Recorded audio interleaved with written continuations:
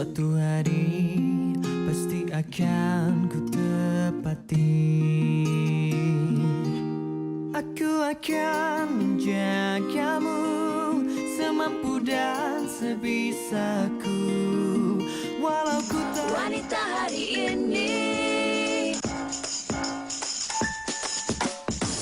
wanita hari ini bijak mengatur, mengurus mata wataknya, usahawati, ibu istri permaisuri.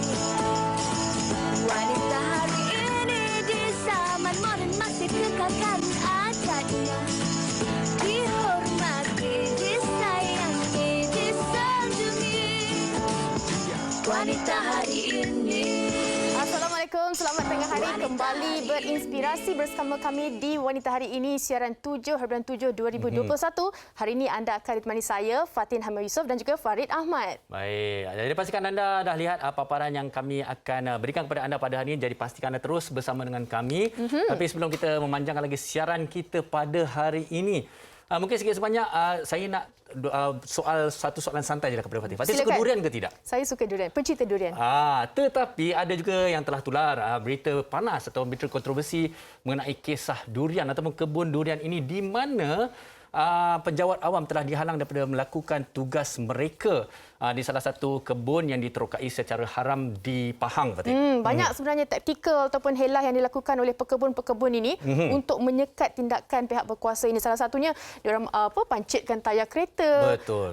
Dan juga tak yang silap, terkini lantai jambatan pula dirosakkan dan banyak lagi yang dilakukan oleh mereka. Tapi apa yang pasti undang-undang harus dilaksanakan. Betul. Dan kita harap semua pihak bekerjasama dan perkara ini dapat diselesaikan dan dipatuhi dengan aman dan baik. Kata kalau suka durian, suka juga, tapi kena tahulah dari mana dia datangnya kan. Musang king memang sedap, tapi kalau musang king yang ditanam di kebun yang haram mungkin berbeza cerita. Alamak, okey. Baik, seperti biasa kita akan kongsikan dengan anda TikTok pilihan penerbit kami. Jom kita saksikan. Okey, kemudian kita pakai penutup muka jenis fabric.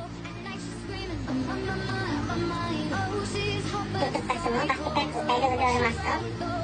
Okey, untuk lindungi diri kita, untuk protection lagi, extra protection, kita pakai face shield lagi ya. Okey, itu sahaja pekerjaan daripada saya. Jangan lupa untuk sentiasa 100 racks on me, spin it, babe. Light a match, get lit, babe. Jet set, watch the sunset, kinda. Yeah, yeah. Rolling eyes back in my head, make my toes curl, yeah, yeah. Yeah, you got that yummy, that yummy, that yummy, yummy. Yeah, you got that yummy, that yummy, that yummy, yummy. Say the word on my way, yeah, babe, yeah, babe, yeah, babe. Any night, say the word. Anda selalu hilang face mask, ini adalah trik untuk anda, okey? Okey, ada paper clip dekat rumah kan, kita ambil je buat cantum-cantum. Kalau tak ada, kita beli kat Eco Shop, kedai Eco Shop yang saka tu. Okay, kita dah cantum-cantum macam ni. Lepas tu kita letak mask kita dekat hujung bahagian kiri dan kanan. Dan hasilnya macam ni, kita buka face mask dan face mask kita akan tergantung. Jadi tak adalah hilang lagi. Terima kasih Tasha, penolong penerbit kita merangkumkan TikTok menarik untuk kita pada hari ini. Menarik. Yang pasti setiap perkongsian itu pastikan ianya positif dan seperti mana kita saksikan tadi, cukup baik untuk kita semua. Bercakap mengenai penjagaan kesihatan ketika COVID ini, kita tak pernah lupa untuk nak ingatkan anda penonton berkenaan dengan statistik dan juga laporan terkini berkenaan dengan COVID-19. Kalau kita boleh saksikan, yang mana Selangor dan juga Kuala Lumpur masih lagi mencatat angka tertinggi, iaitu kes baru kalau kita boleh kongsikan 7,643. Dan kalau kita lihat jumlah ini sememangnya Fatin menggusarkan dan meresahkan masyarakat. Tapi nasihat saya, kita semua harus terus tabah, terus kuat mengharungi situasi ini dan lakukan apa yang harus kita lakukan dan kita diarahkan. Ini 7,654, sama-sama kita berdoa, terus patuh pada SOP untuk menurunkan nilai ini. Dan selain itu, banyak sebenarnya laporan-laporan yang kita tahu, banyak varian-varian baru yang tular Muncul. ataupun muncul ketika ini. Kalau kita tahu varian COVID-19 Lambda lebih berbahaya ditemui. Kalau kita boleh kongsikan dengan penonton, varian terbaru COVID-19 yang lebih berbahaya dilaporkan di UK, malah saintis tidak dapat beri jaminan sama ada vaksin sedia ada mampu mengawalnya. Ini bahaya. Okey, varian ini dikenali sebagai C37, pertama kali dikesan di Peru ataupun di Amerika Selatan, dan kita harap usaha dan juga perhatian daripada semua pihak untuk terus menjaga daripada penularan ini terus berlaku, terutamanya di Malaysia, Fatin. Saya harapkan kita terus sama-sama patuh pada SOP dan jangan sampai varian-varian baru ini terus muncul di negara kita. Okey, bercakap mengenai COVID-19 ini juga, hari ini topik kita cukup menarik. Saya nak mengajak anda semua terus bersama kami sehingga ke hujung siaran ini. Kerana hari ini rentetan daripada paparan yang ditunjukkan di Majalah 3 pada tempoh hari Isnin mengenai keadaan COVID-19 di negara kita, termasuk antara paparan menariknya adalah keadaan di ward pediatrik di mana kehamilan COVID-19 juga banyak dilaporkan di sana. Ini sesuatu yang menarik sebenarnya kerana ini adalah pengetahuan yang perlu mungkin para ibu yang baru berkahwin dan juga yang mana merancang kehamilan pada pandemik ini. Ini sesuatu perkongsian yang perlu diambil tahu daripada tetamu-tetamu kita sebentar nanti. Baik, hari ini tetamu kita hebat-hebat orangnya, doktor yang mereka ataupun beliau sendiri mengendalikan kes kehamilan COVID-19 dan juga seorang ibu yang melalui detik-detik cemas dan kritikal ini. Jadi pastikan anda bersama kami dan sekiranya anda sebarang pendapat, kongsikan bersama kami di Facebook Wanita Hari Ini TV3 dan juga Instagram WHI TV3. Topik kehamilan COVID-19, anak atau ibu didahulukan. Jangan ke mana-mana, kita berhenti rehat seketika. Wanita hari ini.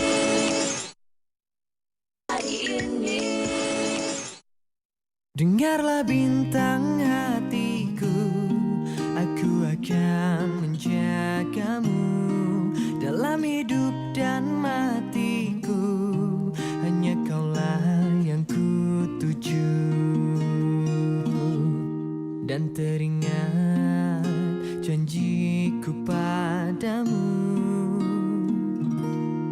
suatu hari pasti akan ku tepati. Aku akan menjagamu semampu dan sebisaku, walau ku tahu ragamu tak utuh.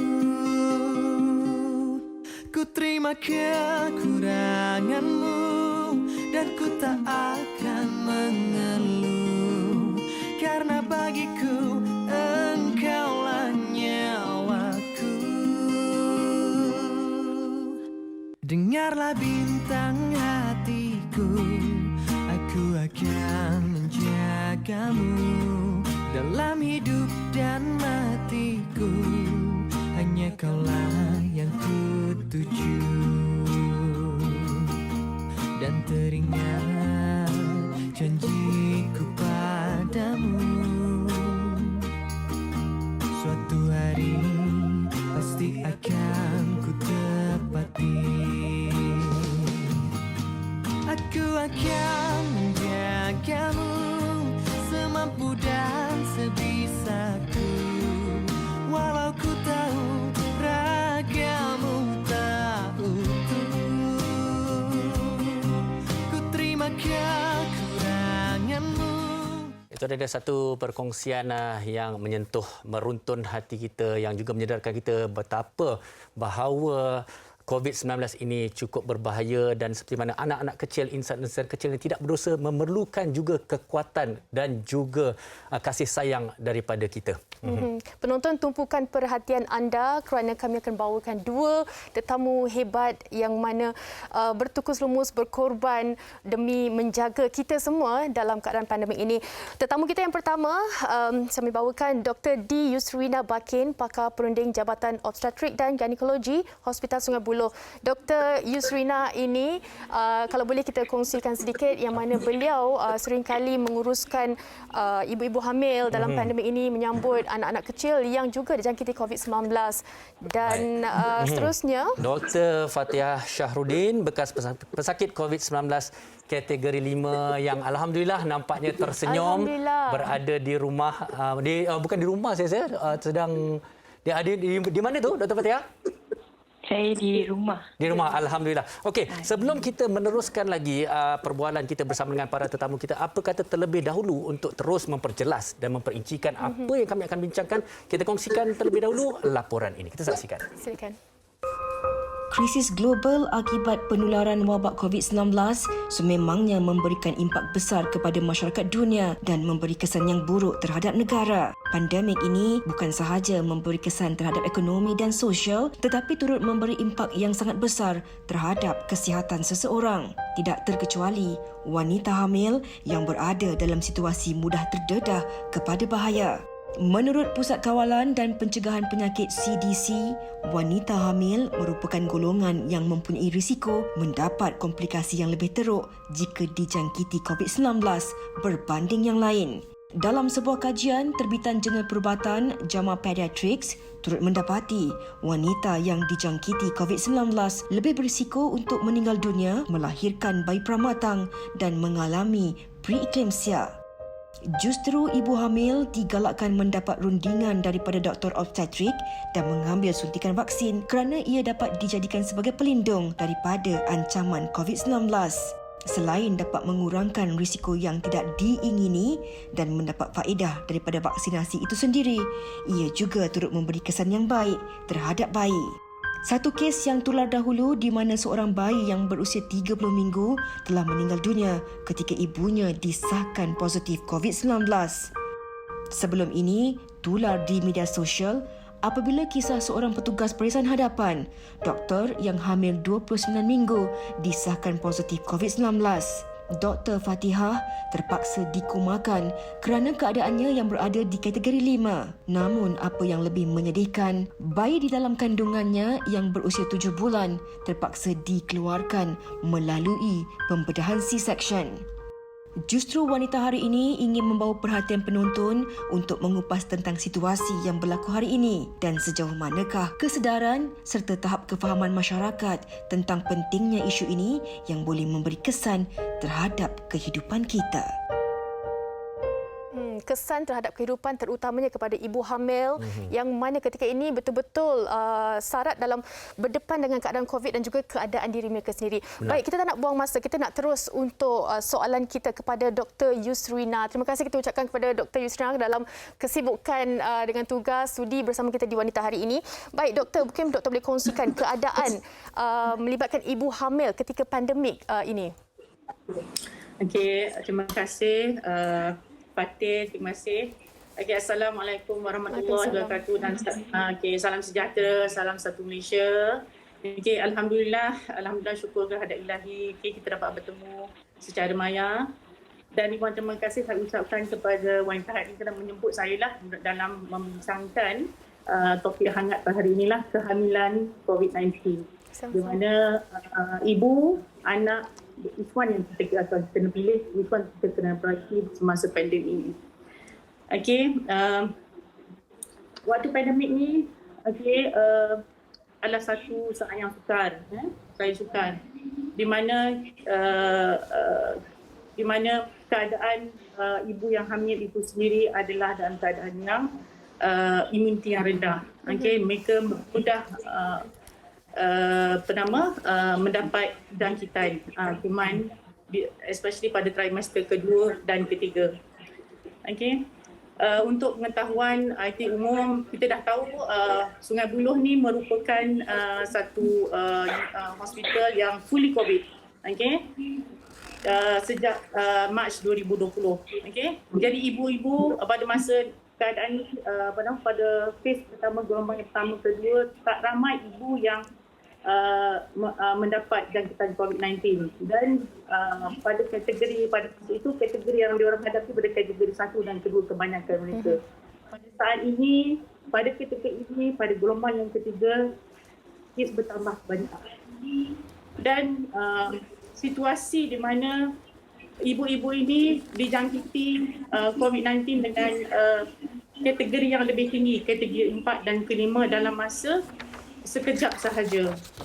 Dan keadaan keadaan di hospital mana-mana, hospital di sekitar Selangor semakin padat dengan pesakit COVID-19. Jadi di Sungai Buloh ini menerima pesakit dengan keadaan katil yang terhad, menerima pesakit yang keadaan yang memerlukan kategori yang tinggi dan memerlukan bantuan oksigen. Okey. Okey, baik. Bermakna ini keadaannya semakin boleh kita katakan juga semakin kritikal lah di gelombang yang ketiga ni, doktor. Yes, okay. Betul. Baik, kita akan kembali bersama dengan Dr. Yusrina, tapi kita nak beralih pula kepada tetamu kita yang seterusnya, Dr. Fatihah, yang beliau sendiri melalui situasi yang disebutkan oleh Dr. Yusrina sebentar saya tadi, di mana positif COVID-19 kategori 5 dan kemudian terpaksa dikomakan. Jadi kita nak tanyakan juga tentang pengalaman itu dan juga keadaan terkini Dr. Fatihah sendiri dan juga bayi yang dilahirkan. Boleh dikongsikan bersama kita. Assalamualaikum. Terima kasih kepada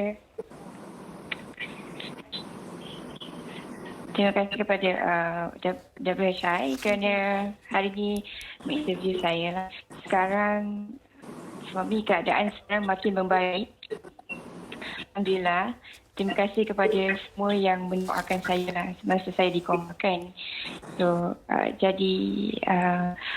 sekarang bayi masih di NICU Iku Sungai Buloh.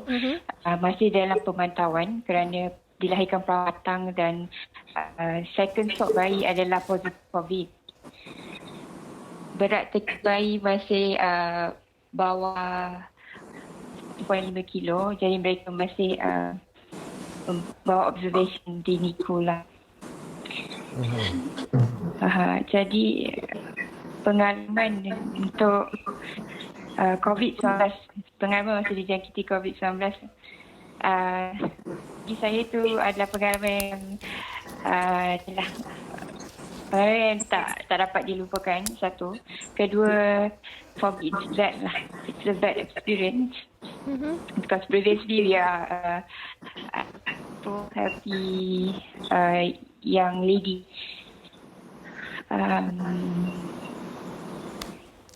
Okey, Dr. Fatihah, kalau saya boleh mencelah, apa yang paling Dr. Fatihah risaukan ataupun apa perasaan sewaktu diketahui anda positif dan kemudian pada masa yang sama juga sedang hamil, kira-kira pada waktu itu 7 bulan, mungkin boleh kongsikan tak tentang perasaan itu? Masa tu perasaan yang paling saya risau lah anak saya lah yang dalam kandungan. Dan masa tu sebelum keadaan saya bertambah teruk, sebenarnya doktor yang merawat saya dah brief kalau if the condition getting worsen and I need to be intubated, diorang akan keluarkan bayi untuk masa sekarang. First dia adalah untuk selamatkan bayi dan itulah. Masa tu memang takut untuk bayi dan takut untuk diri sendiri juga. Baik. Okey, sebelum kita teruskan dengan Dr. Fatihah, saya nak bertanyakan kepada Dr. Yusrina. Doktor, apa sebenarnya yang diambil kira sebelum sesuatu keputusan untuk melahirkan itu dilakukan, doktor? Merujuk pada apa yang dikongsikan Dr. Fatihah. Ya. Kalau ikut apa yang berlaku pada tahap sekarang ini, kebanyakan kes-kes ibu mengandung yang saya kata tadi yang ramai dia more immunity dia rendah pada trimester kedua dan ke atas. Mereka biasanya mereka tahap dia akan berubah dalam masa beberapa hari sahaja, dia akan jadi keadaan semakin teruk. Bila mereka datang dengan jalan semua happy, cakap saya doktor apa khabar, tapi dalam masa beberapa hari keadaan mereka boleh merundum. Oksigen semakin teruk, dan memerlukan bantuan pernafasan. Okey. Daripada oksigen dari hidung, mulut, keadaan jadi teruk, terus kita terus diintubasi dan disambungkan ke mesin. Okey. Bila keadaan ini berlaku, okey, mereka selalunya pesakit akan keadaan supine, terlentang. Tapi apa yang terjadi bila untuk pesakit COVID-19 keadaan prone keadaan terbalik, kita ada the best position untuk patient mendapat oksigen yang bagus. Tapi apa yang berlaku pada pesakit ibu yang mengandung, kita disebabkan gravid uterus tu sini, perut yang besar. Jadi ruang pernafasan mereka adalah terhad. Bila ruang pernafasan terhad, diberi bantuan pernafasan, dia tidak mencukupi. Pada keadaan kritikal macam ini, beginilah kita kena buat keputusan. Sama ada kita mesti selamatkan ibu. So, kita kena decide untuk keluarkan bayi-bayi yang matang dan pramatang. Kita tahu keadaan ni macam kita rasa sedih. Kita rasa sedih, apatah lagi ibu, apatah lagi suami, keluarga kat rumah bila dia tahu you pramatang tak cukup bulan tapi kena operasi demi menyelamatkan ibu. Kami ada pilihan lain. Pilihan lain. Nyawa emak dah diutamakan pada waktu ini. Okey, doktor, apakah risikonya kalau keputusan seperti ini harus dibuat kepada ibu dan juga kepada bayi dalam kandungan tu? Okey. Risiko okey. Bayi adalah bayi pramatang. Kita sebagai pengalaman sebagai surgeon yang membuat pembedahan kepada ibu dengan bayi yang sangat-sangat pramatang. Satu, rahim dia ada kecil, sukar kita untuk keluarkan bayi. Tetapi yang paling sedih sekali, kita tahu bila kita keluarkan baby, adakah baby ni akan survive? Tapi pilihan itu adalah untuk selamatkan ibu. Sometimes saya mengeluarkan air mata sedih bila tengah cutting tu Bila tengah cutting tu saya keluarkan air mata. Ya Allah, selamatkan baby. Saya minta maaf kat baby. Saya perlu keluarkan you. Saya kena perlukan baby, saya minta maaf, saya kena keluarkan untuk selamatkan nyawa ibu. Itu yang bila kita berhadapan macam kita sedih.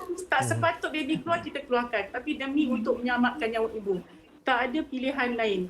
Nyawa ibu adalah paling utama pada saat ini, waktu pandemik ini. Selepas pembedahan, kita tak tahu. Ibu masih berjuang di ICU dengan ventilation. Sama mereka boleh sihat, boleh sembuh ataupun sebaliknya.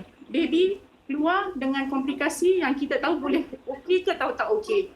Itu yang satu yang dilema yang berat bagi kami lah. Decision yang paling sukar untuk kita buat. Saya faham, doktor. Kami yang mendengar pun turut merasa sangat dilema, sangat sedih. Ini kan lagi doktor yang berada di dalam situasi tersebut. Baik, kita nak tanya kepada Dr. Fatihah, apa yang dilalui doktor bukan ringan ataupun bukan mudah sebenarnya sebagai petugas barisan hadapan sendiri. Tapi apa persediaan yang dilakukan doktor sememangnya telah pun ada untuk menerima sebarang risiko ketika itu? Bagaimana sebenarnya doktor menghadapinya?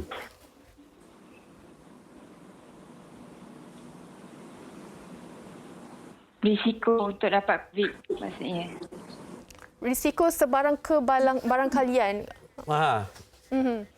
Tentang mungkin apa yang berlaku kepada Dr. Fatihah sendiri, apa yang bakal berlaku kepada bayi yang bakal dilahirkan. Sebenarnya sebelum ni WHO mengatakan bahawa tiada menyatakan bahawa vaksin adalah selamat untuk ibu mengandung. Masa saya berinjak kepada third trimester, WHO punya guideline berubah. Maksudnya vaksin dah selamat digunakan untuk pregnancy lady. Jadi during my 29 week, masa saya mengandung 29 minggu, actually 27 minggu, saya telah mendapat vaksin untuk yang first dose punya. Alhamdulillah. Jadinya kita bekerja sebagai frontliner, memang kita mematuhi SOP. Di hospital sendiri kita memang pakai PPE, pakai mask, pakai face shield untuk melindungi diri sendiri. Tetapi for me, keadaan semakin ni kan, pandemik ni semakin merisaukan dan meneruk. Jadi risiko untuk dijangkiti itu memang tinggi lah. Bagi saya tak sangka saya dijangkiti COVID-19 sebenarnya. Sebab kita jaga kita punya ni kan, kita jaga kita punya diri sendiri, tapi at the end of the day kita dijangkiti juga. Macam tu. Tapi Dr. Fatihah, kami di Wanita Ilmiah, saya kira masyarakat juga sebenarnya sangat-sangat menghargai. Ini adalah antara pengorbanan dan risiko yang diambil oleh para petugas barisan hadapan. Inilah antara bukti pengorbanan seorang doktor yang juga seorang ibu sebenarnya. Okey, Dr. Fatihah, mungkin kita nak tambah sikit. Mungkin keadaan Dr. Fatihah sendiri sebelum dan dalam tempoh pemulihan ni, sebelum dikomakan tempoh hari dan dalam tempoh pemulihan ni. Boleh dikongsikan bersama dengan kita? Okay. Sebelum dikomakan memang keadaan tu memang teruk lah. Masa tu memang rasa susah nak bernafas, sakit dada.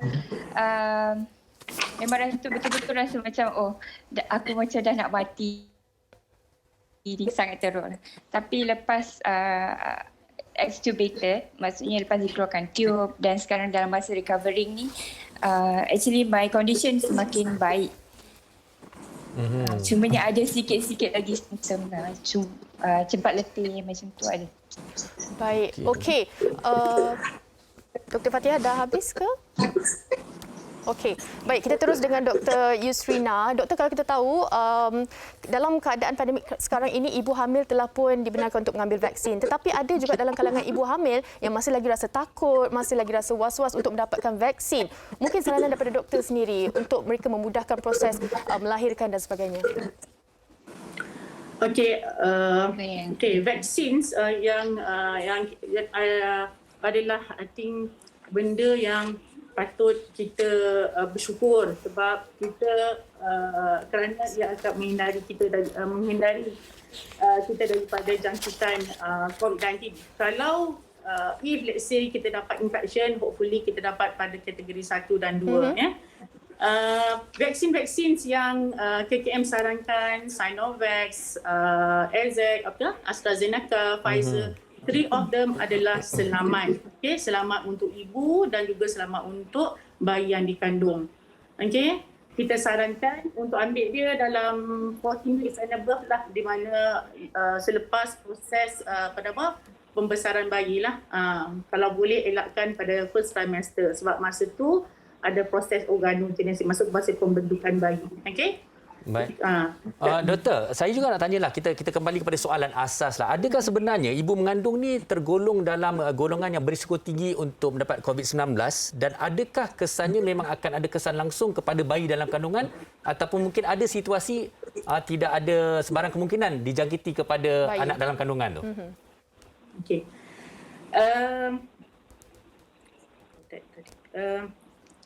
Vaksin soalan Farin, soalannya repeat your question. Okey, minta maaf. Maksudnya secara asasnya adakah golongan ibu yang hamil ini kan? Okey, silakan. Golongan seperti yang saya katakan tadi, golongan ibu mengandung mempunyai imuniti yang rendah. Okey, group first, second trimester and third trimester is group yang imunitinya semakin rendah. Jadi this group more susceptible, lebih mudah dijangkiti oleh kuman. Okay? Jadi pada grup inilah yang kita kita fokuskan untuk divaksinasikan. Okay? Untuk mengelakkan mereka mendapat jangkitan pada kandungan apabila matang nantilah pada masa term pregnancy. Itu yang kita harapkan apabila kita berurusan dengan pesakit apabila proses melahirkan, dia patient protected, orang yang menjalankan proses kelahiran itu pun protected. Itu yang kita harapkanlah. Baik.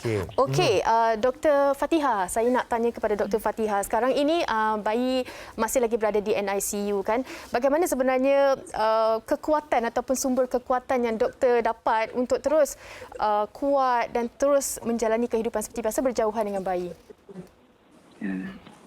Sumber kekuatan tu sebenarnya dapat daripada family lah, banyaknya. Family, kawan-kawan yang sentiasa bagi kita support lah. Semenjak keluar daripada hospital memang orang tanya khabar tak putus-putus. Okey, mungkin kita nak tanya juga, sehingga hari ini dah dapat berjumpa dengan bayi secara berdepan ke, doktor? Sekali. Sebelum saya discharge keluar tu, dia orang bagi tengok sekali lah bayi. Because sebenarnya bayi tu positif COVID as well. So, second swab. Jadinya mereka tak bagi kita berdepan dengan bayi lah kan, macam tu. Okey, untuk kita mendapat pemahaman yang lebih juga kan, kalau bayi yang dilahirkan positif COVID-19 ni, bagaimana mereka menguruskannya? Itu mungkin ramai orang yang nak tahu dan tak ada pengalaman tu. Penyusuan dan sebagainya. Ya, penyusuan dan sebagainya. So, bayi saya pramatang, jadi dia susu tiup. Selalunya kita akan, saya dan husband akan hantar susu ke Sungai Buloh seminggu sekali. Jadi pihak aku, dia akan update regarding bayi punya condition every day. Jadi tak adalah risau sangat dekat, kita tak risau dan tak fikir sangat pasal bayi kan, sebab dia update kita setiap hari mengenai bayi. Okey, baik. Dr. Yusrina, ini sesuatu yang menarik yang mungkin penonton tertunggu-tunggu untuk mendengarkan daripada doktor. Pengalaman doktor sendiri tentunya besar, tapi pengalaman disebabkan pandemik ini, ibu dan juga bayi dalam COVID, apa antara pengalaman yang paling tak dapat dilupakan yang memberi kesan kepada doktor? Okey, pengalaman yang saya tak boleh yang boleh menyentuh hati saya lah. Di mana ibu dan anak tak dapat diselamatkan ya. Di mana itu berlaku semasa shift teman sekerja saya lah, bukan berlaku pada saya, tapi the impact dia adalah besar kepada departmen saya lah. Di mana pesakit warga asing ini datang bersama teman ke kaunter pendaftaran Dewan Bersalin di mana teman memohon pertolongan, sebab dia telah di-reject daripada hospital swasta. Jadi tim kami 2-3 yang berada di kaunter tu telah pergi ke kereta untuk melihat pesakit. Apa yang berlaku pada masa itu, pesakit tidak bernafas, nadi tak ada. So, kita agak sukar untuk mengeluarkan ibu yang mengalami sebab saiz besar kan, jadi kita angkat beramai-ramai, angkat ke troli. So, one of my officer jump on the patient, buat CPR sambil kita push patient ni ke emergency department. And then my two colleagues, one specialist and then one consultant pada masa yang attend this patient, immediately bersama dengan ni, semasa buat CPR tu kita buat cesarean section, kita panggil perimortem cesarean section, sebab dari usus yang besar ni akan menghalang proses proses pernafasan dia. Jadi semasa kita buat cesarean section, apa yang tak dapat selamat, kita buat CPR lebih kurang 1 jam, mak pun tak dapat diselamatkan. Tapi apa yang menjadi something yang saya rasa terkesan, di mana kedua-dua pakar dan konsultan ini melakukan pembedahan hanya memakai mask N95 dengan gloves sahaja tanpa memakai proper food. They don't think about their safety, but patient come first. Bila dah keluar semua, memang baru, saya tak pakai. Macam tu. Pada masa itu, kita tak fikir patient COVID lagi. Kita tak tahu the status. Tapi bila balik, swab test tu, she is positive. Tapi Alhamdulillah, my two colleagues ni dah vaksin. Alhamdulillah, both of them negatif dan sihat dah. Tapi apa yang saya terkesan adalah mereka tak memikirkan keselamatan diri dulu. Tapi apa yang penting, selamatkan nyawa pasien dulu. Itu yang berlaku lah. Dr. Yusrina, sebenarnya perkongsian daripada Dr. Yusrina ini sangat-sangat kita hargai, kerana saya pasti sehingga ke hari ini pun masih ramai lagi yang belum sedar setahap manakah tingginya pengorbanan pengamal undang-undang dan juga para petugas Barisan Harapan. Contohnya seperti ini yang terus berpegang pada ikrar sebagai seorang pengamal undang-undang. Kita ucapkan terima kasih kepada Dr. Yusrina. Okey, mungkin kepada Dr. Fatihah. Okey, kalau kita lihatlah sehingga ke hari ini bagaimanakah orang kata situasi keluarga. Dikabarkan tempoh hari kalau bagi mereka yang tahu hampir keseluruhan keluarga doktor memang positif COVID-19 ya. Jadi bagaimana keadaannya sekarang dan terus sekeluarga ini nak pulih daripada situasi ini? Sekarang semua keluarga saya yang dijangkiti COVID-19 semakin baiklah keadaannya. Sekarang ni memang menjalani kehidupan seperti biasa. Okey. Tak ada apa dah lah. Jadi alhamdulillah semuanya beransur pulih ya Dr. Fatihah. Ya, beransur pulih. Jadi kami di Wanita Hari ini terus mendoakan Dr. Fatihah sekeluarga dan juga bayi comel itu insya-Allah terus sihat. Dan segala-galanya dipermudahkan insya-Allah. Terima kasih sekali lagi Dr. Fatihah bersama dengan kita berkongsi pengalaman anda. Jaga diri. Terima kasih. Okey, Dr. Yusrina masih lagi bersama kita. Di penghujung ini Doktor, mungkin Doktor boleh kongsikan kepada mereka ibu yang baru mendiri rumah tangga, hamil ataupun merancang kehamilan, apa agaknya saranan Doktor dalam keadaan kita pandemik ini? Okey, untuk couple yang plan to get pregnant, advisable lah completekan vaksin 2 dos dulu. Completekan vaksin 2 dos, lepas tu try to conceive as soon as possible. Dia tak ada limitation sebulan lepas baru boleh conceive, tak.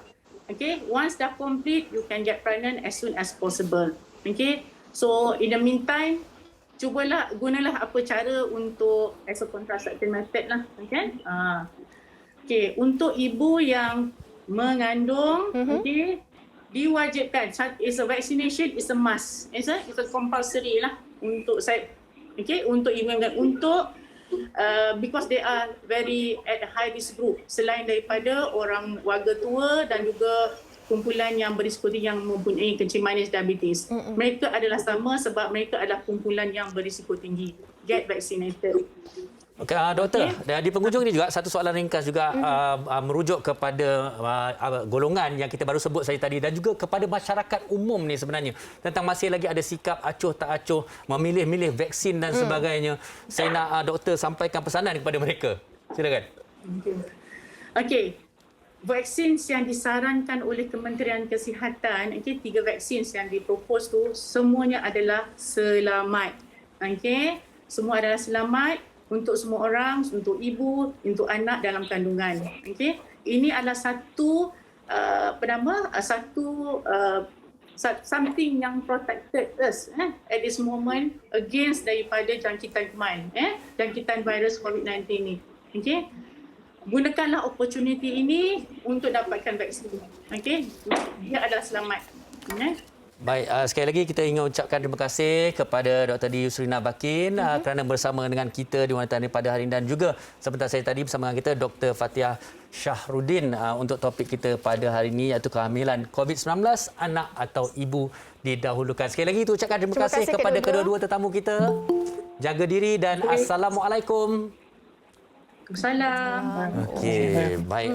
Satu perbincangan cukup menarik. Okey, sebenarnya apa yang kita dapat simpulkan, saya kira sebenarnya hari ini kita tertumpu Fatin kepada ibu yang hamil. Tapi saya juga nak mengajak semua di luar sana tanggungjawab kita terhadap menjaga, menghormati ibu yang hamil ini di kala pandemik COVID-19 ini juga penting. Jadi janganlah kita pentingkan di sini, kita sentiasa bantu mereka. Bantu mereka dari segi penjagaan SOP kita kerana apa-apa pun mereka ini orang kata insan yang lemahlah dalam berdepan dengan COVID-19 ini. Jadi terus untuk mengutamakan ibu-ibu hamil ini dan untuk ibu hamil jangan lupa untuk mendapatkan vaksin. 2 vaksin sebaiknya lah. Dan juga suami, ahli keluarga terdekat yang lebih-lebih lagi mungkin sekarang ini sedang nak menunggu menyambut kelahiran bayi.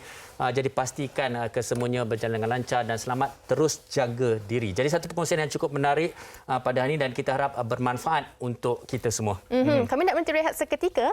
Kembali selepas ini kita bersama dengan Aina Abdul. Jangan ke mana-mana. Wanita Hari Ini.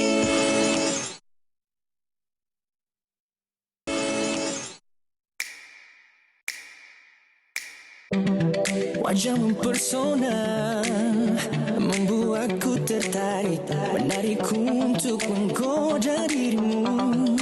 Gelak tawamu sepertinya diri ini semakin sukakan kamu. Semakin hebat rasa ingin bercinta. Takkan cinta ini luar biasa. Peganglah tangan ini, ku menarik shalala. Aku suka kamu. Warna-warni cintaku kalau mimpi, jadi terbukti watakku utamamu. Warna-warni lihatku di malam ini, jadikan aku hidup bagai movie. Warna-warni cintaku penuh mimpi, jadi terbukti watak utamamu. Warna-warni lihatku di malam ini, jadikan aku hidup bagai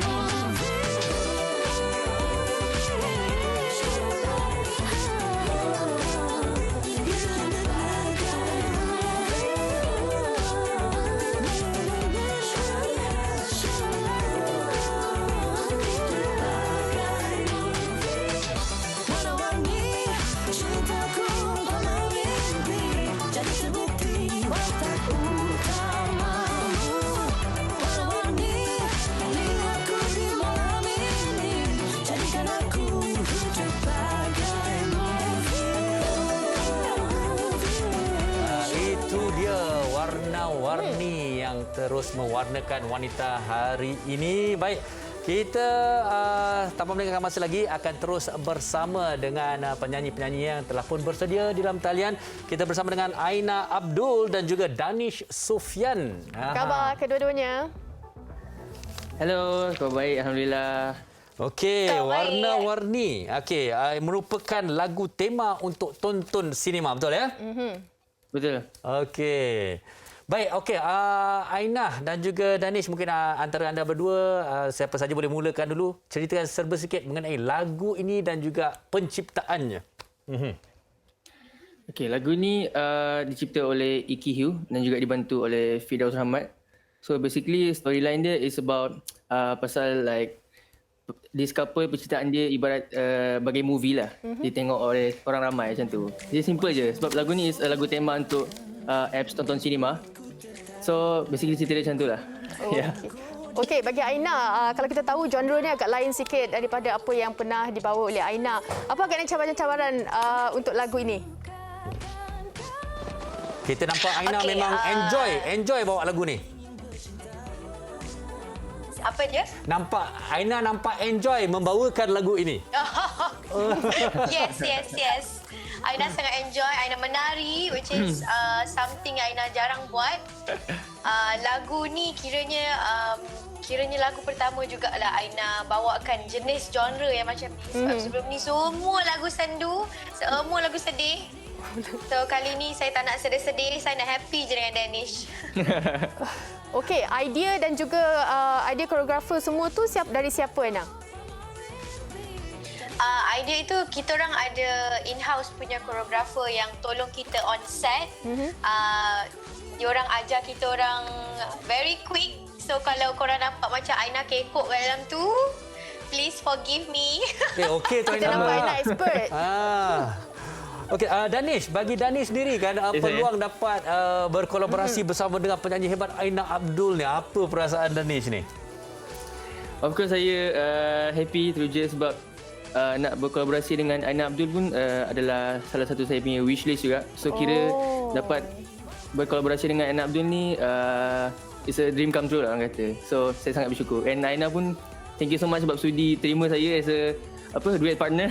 Aina Sati Tiga sebab bagi saya peluang ini. Aina ada apa-apa komen tentang mencari chemistry ke? Danish, thank you so much. Sebenarnya saya memang dah lama fall in love dengan suara Danish. Sewaktu saya first time dengar Danish menyanyi di pentas Vocalmania, that time Danish sebagai peserta juga. But we never know, tak sangka rezeki untuk berduet dengan Danish, seorang penyanyi baru yang sangat-sangat talented. I think Danish ni akan berkembang menjadi seorang artis yang insya-Allah mewarnai industri kita. Danish nanti mintakan Aina buatkan lagu untuk awak, Danish. Apa dia? Aina buatkan lagu untuk awak. Kalau Aina buatkan lagu untuk saya? Minta Aina buatkan lagu satu untuk awak. Itu nanti di belakang tabir. Okey. Aina, untuk mereka yang masih lagi belum mendengarkan warna-warni, apa agaknya yang Aina nak katakan kepada peminat Aina dan juga penonton WHI? Okey, kepada semua peminat karya-karya di Malaysia, saya nak ajak semua orang untuk dengar lagu ni, hadam lagu ni, boleh dengar di YouTube, boleh dengar di semua online streaming platform. So, lagu ni akan mewarnai tonton sinema korang. Yeay. Baik, mungkin pesanan ringkas daripada Danish sendiri dan juga bagi mereka yang nak mengikuti perkembangan Danish, mungkin Instagram, laman media sosial anda kongsikan bersama dengan kami. Silakan. Okay, korang boleh follow Instagram saya, Danish Sufian. Facebook, TikTok semua sama.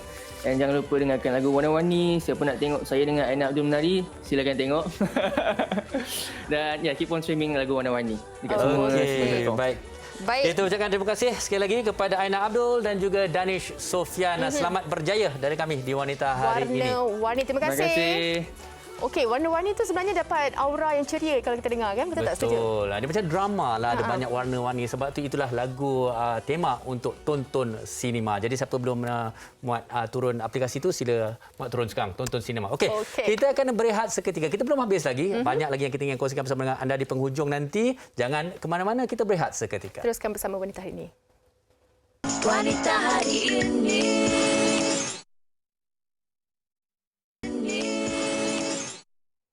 Terima kasih kerana terus bersama kami dan diharapkan segala perkongsian hari ini memberi manfaat, memberi orang kata iktibar kepada anda yang mana khususnya pesakit COVID ataupun ibu-ibu hamil dan juga mereka yang terlibat dengan COVID ini. Sebenarnya apa yang mengajar saya daripada topik kita pada hari ini, sebenarnya banyak di kalangan masyarakat kita yang tidak sedar tentang pengorbanan sebenar para petugas barisan hadapan seperti Dr. Yusrina tadi, Dr. Fatihah yang dapat kita saksikan.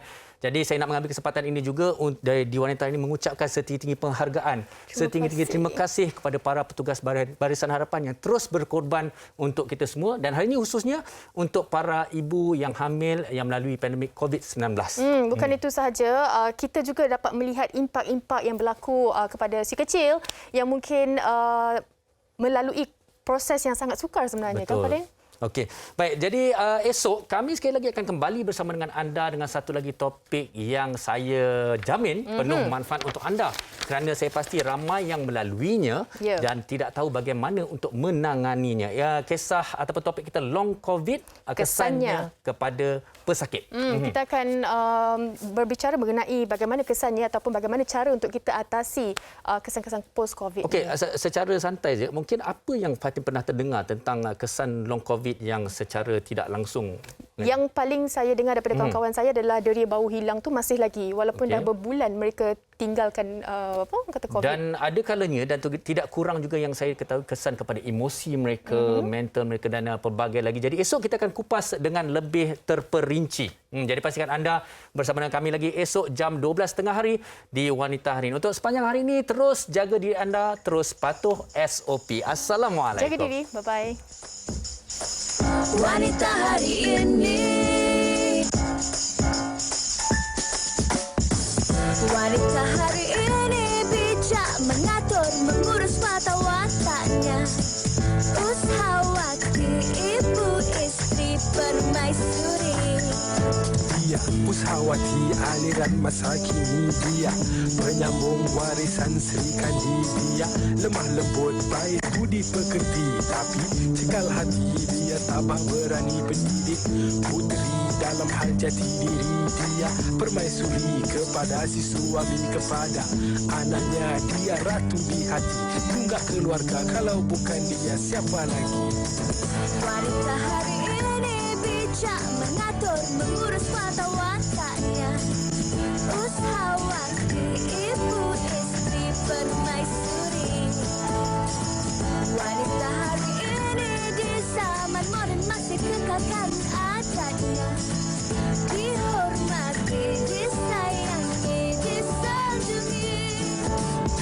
Usahawati aliran masa kini dia, penyambung warisan Sri Kandidia. Lemah lembut baik budi pekerti, tapi cekal hati dia tabah berani pendidik. Puteri dalam hal jati diri dia, permaisuri kepada si suami, kepada anaknya dia ratu di hati.